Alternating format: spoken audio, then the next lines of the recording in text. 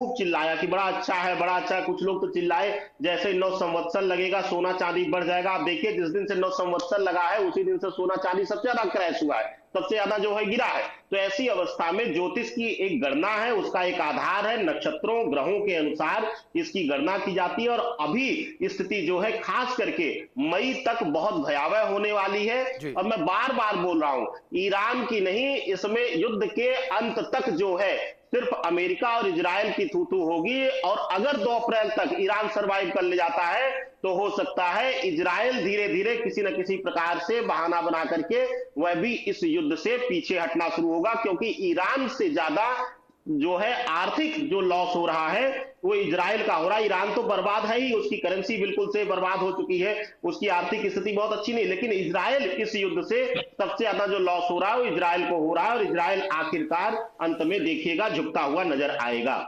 जी। जी। आचार्य H S Rawat ji, अगर बात यहां पर कल की अवतार को लेकर करें तो वेदों में, पुराणों में कल की अवतार को लेकर क्या कुछ कहा गया है, क्या जिक्र है भगवान कल की का?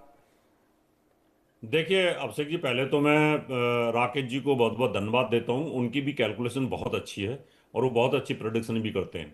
दूसरी चीज, कल्कि के बारे में पुराणों में ये कहा गया है, जब जो स्त्री है वो 6 साल की हो जाएगी, 6 साल की एज के अंदर वो रजस्वला हो जाएगी और 6 साल की उम्र में वो गर्भवती हो जाएगी, और स्त्री पुरुष की हाइट 2 फीट के आसपास रहेगी, अप्रोक्सीमेट, यानी 1.5 2 फीट की हाइट रहेगी।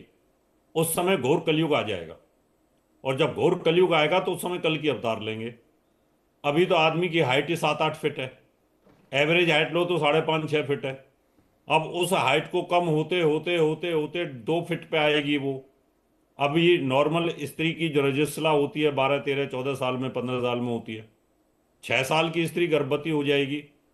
तो इसका मतलब यह है कि धीरे धीरे धीरे धीरे 4,32,000 वर्ष जो हैं, ये धीरे धीरे धीरे मनुष्य का डिग्रेडेशन होता चला जाएगा।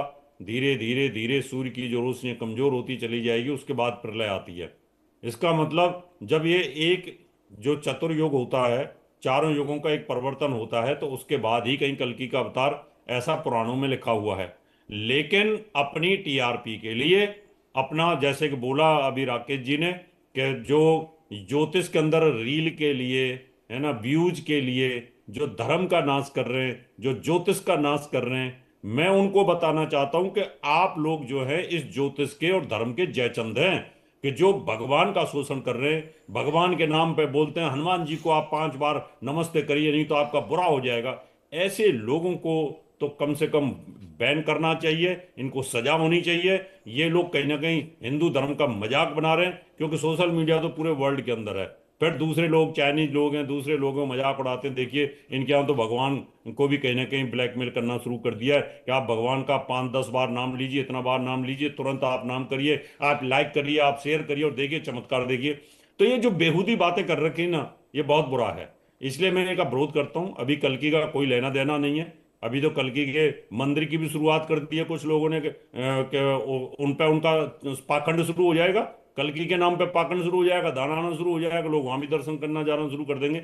इससे हमारे धर्म का नुकसान हो रहा है और कुछ नहीं है। जो धर्म इतना प्योर है, जो वेदों पे आधारित है, जो उपनिषदों पे आधारित है, जो रामायण भागवत पे आधारित है, जो योग पे आधारित है, योगांतों पे आधारित है, जो ज्योतिष पे आधारित है, इन उन चीजों को ना लेकर के आप पाखंड की तरफ जा रहे हैं, जो बहुत बुरा है। मैं इसका विरोध करता हूं और शुरू से करता रहा हूं लगातार। हम तो प्योर ज्योतिषी हैं और कैलकुलेशन सिद्धांत को जानते हैं, पाराशर पद्धति को जानते हैं, वैदिक पद्धति को जानते हैं, वेदों को मानने वाले हैं, पुराणों को मानने वाले हैं, उपनिषदों को मानने वाले हैं, इस सनातन धर्म की रीढ़ को समझने वाले लोग हैं।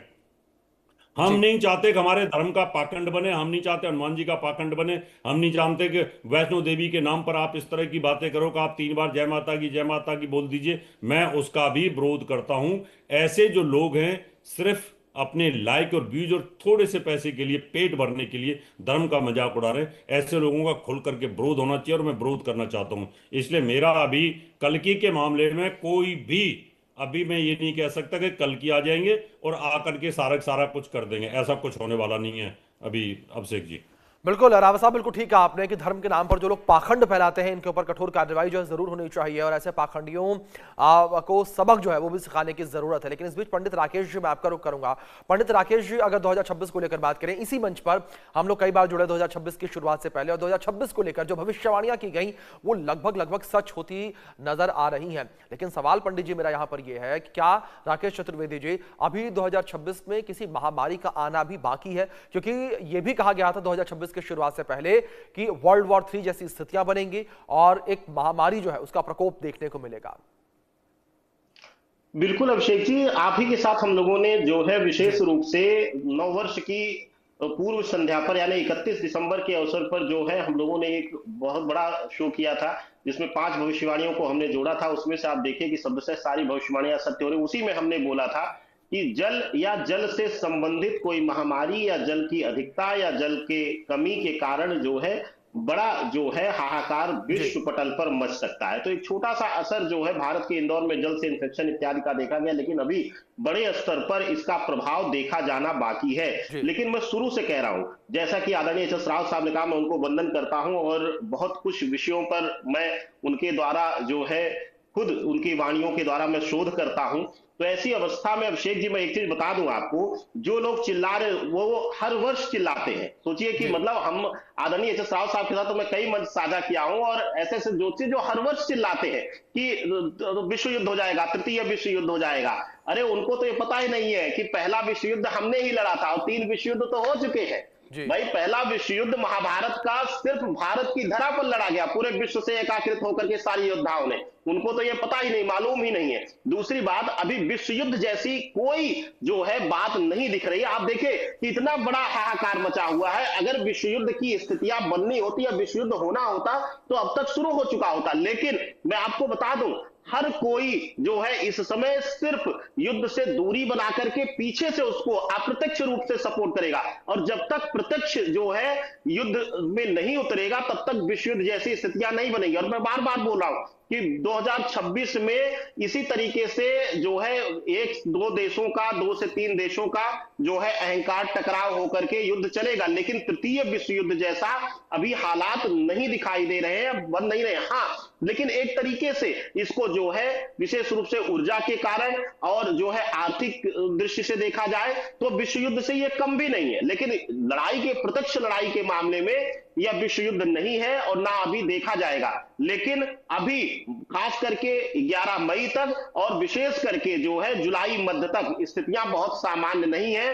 भारत में भी आने वाले समय में कुछ नकारात्मक प्रभाव देखा जा सकता है, कुछ आतंकवादी गतिविधियां या किसी तरीके की षड्यंत्र साजिश इत्यादि देखी जा सकती है। तो अभी विश्व को तैयार रहना है, मजबूत रहना है महामारी से टक्कर लेने के लिए, या फिर किसी न किसी प्रकार के ऐसे अप्रिय घटनाओं जो किसी षड्यंत्र के कारण हो, आतंकवादी संगठनों के कारण षड्यंत्र हो सकता है। इस तरीके की घटनाओं का अभी डट करके हमें सामना करना पड़ सकता है 2026 के वर्ष में। जी बिल्कुल, जाहिर तौर पर राकेश जी एक तरीके से चेतावनी भी इसे कहा जा सकता है कि जो स्थितियां बनी नजर आ रही हैं इसमें हमें कई और चीजों का सामना करना पड़ सकता है। आचार्य एच एस रावत जी, दूसरी ओर जिस तरीके से भी आपने भी जिक्र किया कि भ्रमतियां जो है वो भी फैलाई जा रही हैं, आचार्य एच एस रावत जी मैं आपसे यहां पर समझना चाहूंगा कि किस तरीके से ये भ्रमतियां कल के अवतार को लेकर फैलाई जा रही हैं और किस तरीके से हमें इससे बचने की जरूरत है। क्योंकि यहां पहले आपने भी जिक्र किया कि कल की अवतार को लेकर आप अभी नहीं मानते क्योंकि अवतरण अभी नहीं होगा। देखिए, अभी अभिषेक जी, सबसे बड़ी बात है कि जब कोई भी अवतार होता है तो उस समय जो है धर्म टोटल खत्म हो चुका होता है। अभी तो कहीं धर्म खत्म हुआ नहीं है। अभी तो हिंदुस्तान के अंदर देखे तो ऐसे लगता है चारों तरफ धर्म ही धर्म है। हर चैनल को देखो तो कथाकार चल रहे हैं, हर हर चैनल को देखो तो ज्योतिषी बैठे हुए हैं, वो अपनी भविष्यवाणियां करने पे तुले हुए हैं। योग की देखिए, योग चारों तरफ योग ही योग चल रहा है, हर पार्क में योग ही योग चल रहा है। दान धर्म हो रहे हैं, पूजा पाठ हो रहे हैं, भागवतें हो रही हैं, कीर्तन हो रहे हैं। आप देखें कि कैसे हरिद्वार से कावड़ लेकर के आ रहे हैं लोग, चारों तरफ से करोड़ों लोग उसमें लगे हुए हैं। करोड़ों लोग तिरुपति बालाजी के मंदिर की लाइन में लगे हुए हैं। हर जगह देखो तो करोड़ ही करोड़, लाखों लाखों लोग रोज के दर्शन कर रहे हैं। तो मुझे अभी कहाँ दिखाई देता है कि धर्म समाप्त होने वाला है। अभी तो धर्म की कोई भी समाप्ति की तरफ कुछ नहीं है। और ठीक है, इस तरह का ग्रह गति ये कहती है कि ग्रहों में 2 ग्रुप होते हैं, एक ग्रुप में 5 ग्रह हैं और एक में 4 ग्रह हैं, तो 5 पापी ग्रह होते हैं, इनका प्रभाव तो रहेगा। वो तो द्वापर में भी था, त्रेता में भी था और सतयुग में भी था। तो कभी चोरी बंद हो नहीं सकती है, कभी झूठ कभी बंद हो नहीं सकती है, कभी फ्रॉड और पाखंड कभी खत्म हो नहीं सकते। जब त्रेता में भी कालनेमी थे, द्वापर के अंदर भी आप देखें तो वहां पर भी छल कपट पूरा हुआ था। और अभी तो कलयुग में छल कपट की शुरुआत है, अभी बहुत ज्यादा छल कपट नहीं हुआ है। अभी तो ये बेसिक छल कपट है कि आप ईरान को पीछे सपोर्ट कर रहे हो, ये सिर्फ एक छल है। और जब बहुत ज्यादा छल हो जाएगा, बहुत ज्यादा परिस्थितियां भयंकर हो जाएंगी। अभी तो आप देखें कि इस्लाम के अंदर ही ज्यादा छल कपट है, एक दूसरे को छुरा मार देते हैं, एक दूसरे के साथ बहन बेटियों के साथ शादी कर लेते हैं। तो ये कलयुग की शुरुआत हो रही है। आप गाय को काट रहे हैं, आप जानवरों को काट करके खा रहे हैं, ये शुरुआत है अभी। इसका मतलब आपके अंदर दया भावना नहीं है। दया भावना से आदमी हीन हो जाएगा, खत्म हो जाएगा। धर्म नाम की चीज नहीं रहेगी, एक दूसरे को खाने लगेंगे, पानी नहीं रहेगा, नदियां सूख जाएंगी, अन्न खाने को नहीं रहेगा। जब मनुष्य एक दूसरे को खाएगा तो उस समय कलयुग का अंत होगा। और जब कलयुग का अंत होगा तो उस समय पर कल की अवतार लेंगे, ऐसा पुराणों के अंदर लिखा हुआ है। अभी कोई कल्कि का कहीं कुछ नहीं है। ठीक है, आप बात को बढ़ा करके कर सकते हो, लेकिन उससे काल्पनिक चीजों से क्या होता है। आज वैज्ञानिक युग है, आज पढ़े लिखे बच्चे हैं, आज सब जानते हैं। वो भगवान को देखना चाहते हैं, भगवान को सुनना चाहते हैं, भगवान को समझना चाहते हैं, धर्म को जानना चाहते हैं, धर्म को समझना चाहते हैं। अगर हम भी उनको काल्पनिक बातें बताएंगे आज के युग में कि कल की अवतार लेंगे, वो बोलेंगे कैसे लेंगे अवतार, अवतार क्या होता है, कहाँ से होंगे। तो ये इन सब चीजों के जवाब हमारे पास है नहीं। और जब जवाब नहीं है तो हम क्यों इस तरह की पाखंड की चीजों को अपने धर्म की तरफ लेके जाते हैं। हम पहले ही बहुत बड़ा नुकसान भोग चुके हैं। पहले सनातन धर्म था पूरे विश्व के अंदर, और हिंदुस्तान के अंदर भी 70 करोड़ जो हिंदू हैं वो मुसलमान बन चुके हैं, इसी कारण के हमारे ऊपर उंगलियां उठती और हम उसका वैज्ञानिक आधार बता नहीं पाते। इसलिए मैं कहता हूं कि अभी कोई कल्कि वल्कि का अवतार होने वाला नहीं है। अभी तो ये युद्ध चलते रहेंगे, इसी प्रकार से देश चलते रहेंगे, कुछ मरते रहेंगे, कुछ जिंदा होते रहेंगे। ये सब ग्रहों की गति है। ग्रहाधीनम जगत सर्वम ग्रहाधीनम नरावरा काल ज्ञानम ग्रहाधीनम ग्रह कर्म फल प्रदा। ये जो यूनिवर्स है, ये जो ब्रह्मांड है, इसके अंदर ग्रह चलते रहेंगे, उनसे जीवन चलता रहेगा। कोई चीज परमानेंट खत्म होती नहीं है और कोई चीज परमानेंट रहती नहीं है, ये प्रकृति का सिद्धांत है। इसलिए वेट एंड वॉच, अभी हम चलते हैं आगे की तरफ, क्योंकि युद्ध तो चलता रहने वाला है, युद्ध अभी खत्म होने वाला नहीं है। अभी ईरान और भयानक स्थिति में पहुंचेगा। अगर ईरान के ग्राउंड पे जाकर के ये कब्जा करने की कोशिश करते हैं तो इनका बहुत बुरा हाल होगा। और आगे चल के ऐसी जगह पर मधुमक्खी के छत्ते में हाथ डाल दिया इन लोगों ने कि ये कहीं ना कहीं भयावह स्थिति लेकर के चले जाएगा। और इसका सबसे बड़ा नुकसान जो है अमेरिका को भोगना पड़ेगा। अमेरिका पे 9/11 जैसा हमला दोबारा होने की संभावना बनेगी और वो त्राह करके भू भू करके रोना शुरू करेगा। अभिषेक जी जी जी पंडित राकेश जी, दूसरी ओर अगर बात शांति स्थापित करने को लेकर करें तो क्या आपको कोई ऐसा वैश्विक नेता इस वक्त नजर आ रहा है कि वो इतना पावरफुल हो, उसका इंपैक्ट इतना पावरफुल हो कि वो पीस मेकर बन सके, यानी कि शांति स्थापित कर सके? अभिषेक जी, बहुत उत्तम प्रश्न है और मैं इस पे आदरणीय एच एस रावत साहब की भी सहमति या अगर कुछ त्रुटि रहेगी तो उस पर भी मैं चाहूंगा कि मुझे दुरुस्त करें।